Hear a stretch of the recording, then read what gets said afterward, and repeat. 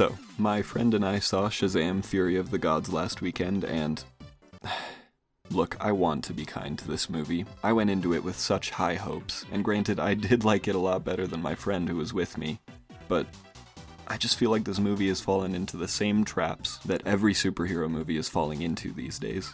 When I walked out of the theater, all my complaints seemed to be the same complaints I had about Thor and Ant-Man. I had to ask myself, why did I actually kind of enjoy those movies but not Shazam?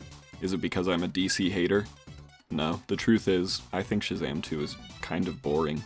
Don't get me wrong, there is a lot of good happening in this movie, but I think it all gets bogged down by some pretty major writing flaws. Of course, as with all stories, this serves as a learning opportunity for us, the viewers. Remember, good writers read so that we can steal. Not plagiarize, but learn how to use new techniques, or in the case of Shazam, what we need to avoid and improve on. And like I said, this is not just a problem with Shazam! Fury of the Gods, but all superhero movies as of late. And of course, spoilers ahead. Here's a question. What even is Billy's arc? It's all over the place. The movie starts with Billy talking to a pediatrician as if he were a psychiatrist, and if I'm being honest, that isn't a terrible way to recap the first movie. However, based on what Billy says in this scene, it sounds like the idea that will be explored in this movie is imposter syndrome. I don't deserve these powers, if I'm being honest. Like, what am I even contributing? There's already a superhero with a red suit with a lightning bolt on it. Honestly, that sounds like a great idea. Billy is a kid, about to turn 18, and he has to start to come to terms with his place in the world.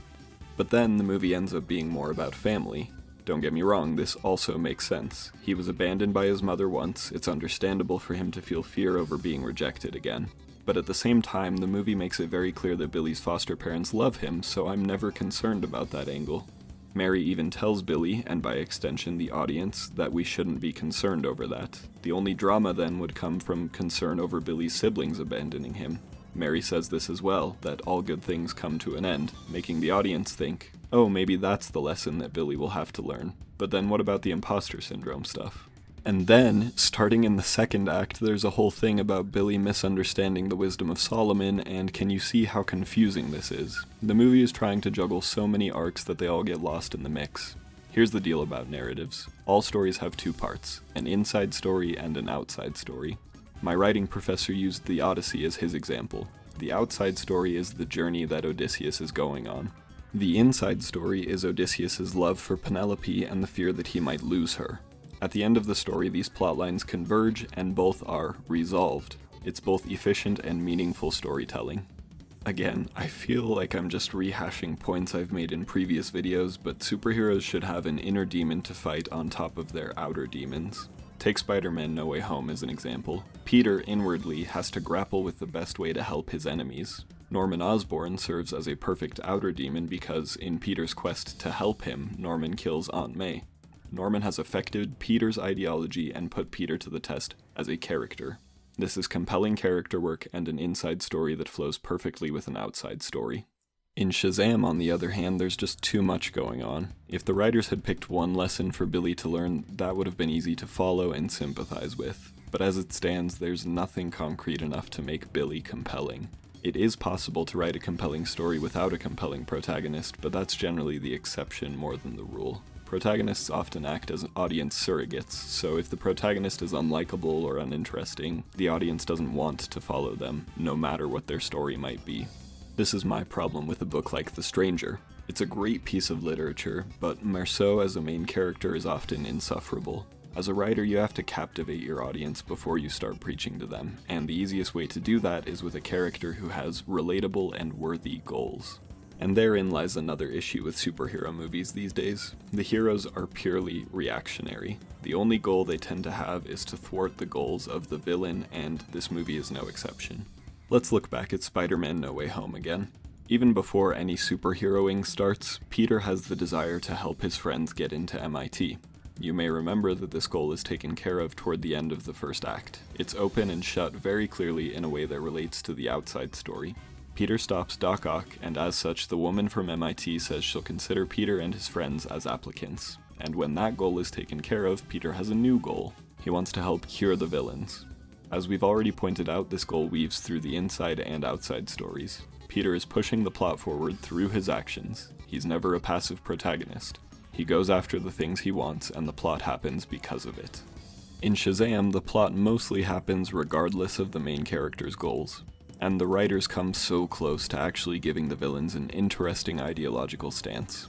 First off, let me just say that Helen Mirren, Lucy Liu, and Rachel Zegler are all phenomenal. Helen Mirren especially, geez man, I was hanging on to basically every word she said. In particular, there's a moment when she and Billy are talking outside of a cheesesteak shop, and she gives a little monologue and makes a great point. Does the staff belong to Billy? Do his powers belong to him? See, this would have played up the idea of imposter syndrome very well, but Billy doesn't seem to make that link, so neither does the audience. In fact, there's probably a great story here about imperialism. I mean, Helen Mirren and Lucy Liu take back the staff from a museum, and what right did the museum have to hold on to the staff? Of course, as we might have expected, the movie isn't willing to tell a story like that. The writers come so close to compelling ideology a second time when it comes to the villain's family dynamics. After all, Billy's other potential arc is about not wanting to lose his family, but Billy doesn't connect any dots there either.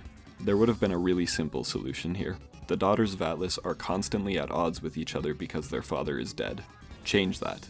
Instead of Atlas being dead, have him shun his daughters because they failed him, and the villains are motivated by the hope to win his favor. This way, Billy learns that you can't quote-unquote win someone's favor. You just be the best version of yourself you can be, and if the people you love don't love you back, well, at least you're still living for yourself.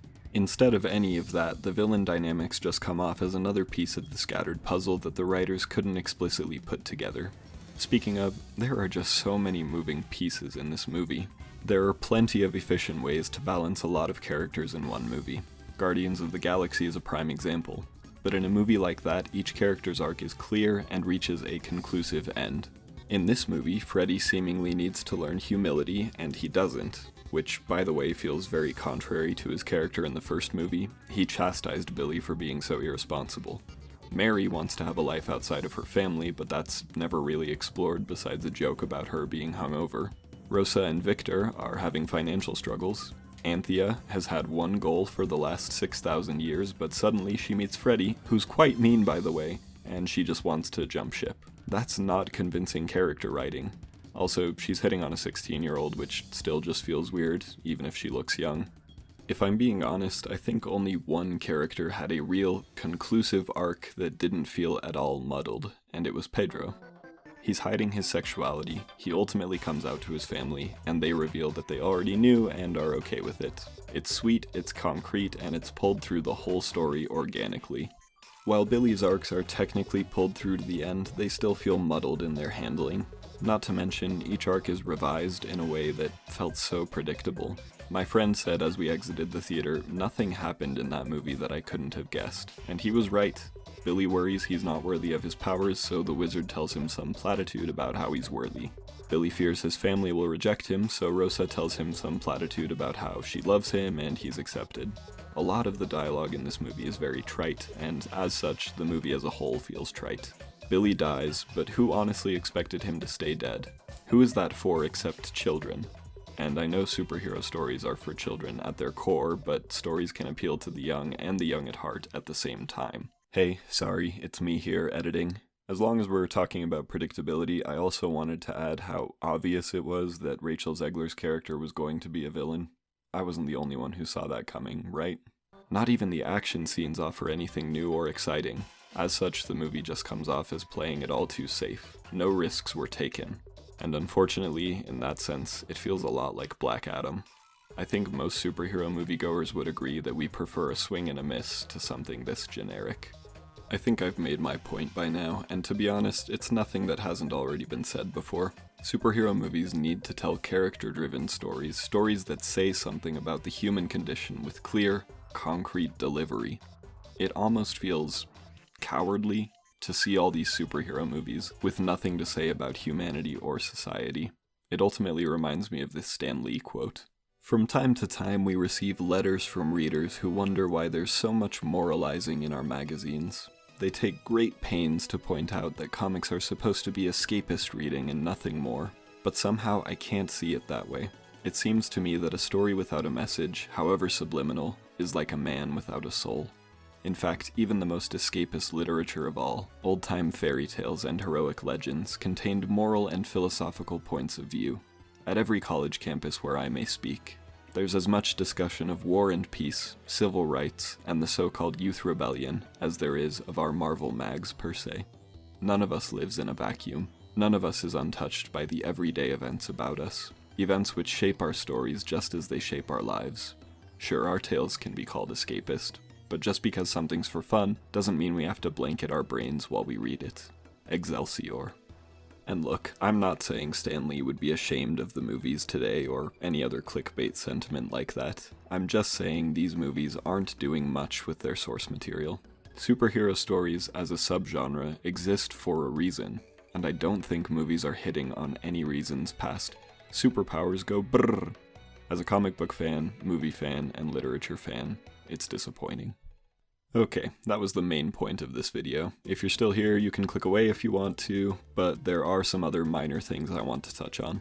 We'll take a little break and talk about some of the decent writing choices in this movie, then we'll jump back into other things that can be improved upon. I'll be honest, there is some decent setup and payoff in this script. Dan Olsen in his video on Suicide Squad breaks this down pretty well, but a good setup and payoff always come with a reminder, but still feel like a surprise. It's a rule because it's a really effective way of keeping the audience informed about smaller details that the characters would be familiar with, so that when they come into play, they don't feel like they're coming out of nowhere. I mentioned Pedro's arc in this movie, and I think that's a fine example. At the beginning of the movie, it's broadcasted that he's hiding his feelings toward men from his family. This is done through the lens of him watching a baseball game to admire the players. Later on, we are reminded of this when he excuses himself to go watch another game. This all comes to a head at the end when he finally comes out in a moment that we don't expect. It's simple, but it works. Another good example is Darla. At the beginning of the movie, we see she's ruined Mary's pants by putting Skittles in her pockets. When this is revealed, we also see she's constructed a diorama of unicorns attacking Genghis Khan. Or Chinggis Khan for all my history buffs out there. Later in the movie, she goes to deliver some Skittles to Hespera. This is our reminder of the setup. Then, at the end of the movie, when it turns out unicorns are real, Darla wins their favor with Skittles. Maybe I'm just dumb, but I didn't see that coming. I thought it was a cute reveal, and it worked for me. Another instance would be using Hespera's dome to ultimately have enough power to defeat Calypso. I honestly think this could have been done even more smoothly, but as it stands, it's not terrible. It's always enjoyable to watch a hero turn the villain's powers against them, instead of just brute forcing the way to victory. Cleverness will always be more interesting than strength. But while we're on that subject, let's talk about tone. Some of the jokes in this movie got me, but most of them fell pretty flat, and it's because the tone is off at the start of the movie. It tries to open with comedy in a moment where Billy ought to be very earnest, so the movie confuses itself and the jokes don't quite land. As such, the audience doesn't know what tone to expect for the rest of the movie, and future jokes struggle just as well.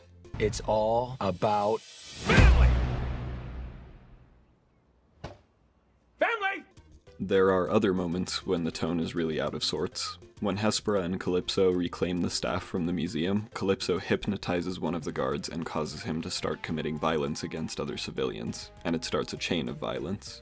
Later in the movie, Calypso hypnotizes Diedrich Bader's character and makes him jump off of a roof. Both of these moments are quite shocking, and I was initially impressed the movie would make these choices. But both moments undercut their power. In the museum, Hespera ends up turning all the museum patrons to stone. That decision ends up detracting from the horror that Calypso started. One might argue that was the point, since Hespera and Calypso are always at odds with each other, but Calypso doesn't take it as a slight, and Hespera never seems to disapprove of Calypso's decision to enact that violence. Diedrich Bader's death scene also loses some punch because, up to that point, Bader's character has only had about 3 lines. I honestly think that scene only punched me in the gut so hard because it was Diedrich Bader. Had it been another actor, I probably wouldn't have felt the loss so strongly. Bader is just a treasure. Do you think anybody wants a roundhouse kick to the face while I'm wearing these bad boys? Forget about it. This is just an instance of fridging Bader's character to motivate Freddy and Anthea. Side note, fridging, or women in refrigerators, is the term for a trope when a character, usually female, exists only to die or suffer injury to motivate the main character. It's named for a DC comic where Green Lantern Kyle Rayner comes home to find his dead girlfriend stuffed into a fridge. Also, the villains can just take the powers of all of the heroes, but choose not to, and it's not explained why. Presumably so Hespera can get captured later. But if the apple was all they wanted, they could have easily tortured that out of the depowered heroes. I guess we're supposed to assume that Hespera has more morals than that. Oh, and by the way, if all the Daughters of Atlas want to do is plant the apple in their realm, does that even have any effect on the Earth? Doesn't Anthea end up planting the apple in her space at the end of the movie and everything's fine? If that's the case, why is there even a fight going on here? It kind of seems like a compromise could have been made. While Calypso has a prejudice against humans, she was kept in check for a while. If everyone had just bargained before things went off the rails, there wouldn't have been a conflict. I wasn't sure where to put this next point, but I liked Steve. He's nice and wacky, but he would have worked better in a movie with a more uniform tone and more streamlined characters. With everything going on in this movie, he kind of just feels like part of the white noise. And on to my last point of discussion, the bridge scene. You may have noticed before, but most superhero movies open with a minor action sequence. A hero might stop a low-level thug, save a kid, elder, or animal, or in the case of Shazam, stop a natural disaster. Scenes like these serve various purposes. They can be the segue into the main story, serve as an introduction to the hero's powers, or do some light character work. Shazam, Fury of the Gods is trying to do power introduction and character work. The issue is that this scene could be deleted from the movie and nothing would change. By virtue of being a sequel, we already know about the main character's powers. Moreover, the movie just did character introductions in the previous scene with their non-hero counterparts. Sorry to dig from the Spider-Man well again, but Sam Raimi's Spider-Man 2 features, in my mind, the definitive opening action sequence for a superhero movie. Think back to Outside and Inside stories. The Outside story is clear. Peter has to deliver pizzas as fast as possible, so he uses his powers to make it happen. On the way, he has to save a couple of kids in the street. On the surface, it seems like this scene isn't doing anything beyond what Shazam is doing, but that's not true. This scene establishes the major inside story that will take place throughout the entire movie, the main character struggling to reconcile his life as Spider-Man with his life as Peter Parker. It's a segue into the inside story while also establishing tone and character. It's truly brilliant how economical this scene is. It does so much with so little. Look, if we're being honest, Shazam Fury of the Gods isn't terrible. And if you liked it, I think that's great. Good for you. I'm not trying to stomp on anyone's enjoyment of the film, I promise. I do see a lot of redeeming qualities here, and I understand why anyone would enjoy it. I'm just trying to outline how we as writers can better our craft. So I'd love to hear your thoughts on the film, and what you think of my review. Tell me everything, and keep in mind, ultimately, this is a rough draft. Solomon, Hercules, Atlas, Zeus, Achilles, Mercury. In time of dire need, young Billy has been granted the power by the immortals to summon awesome forces at the utterance of a single word. Shazam!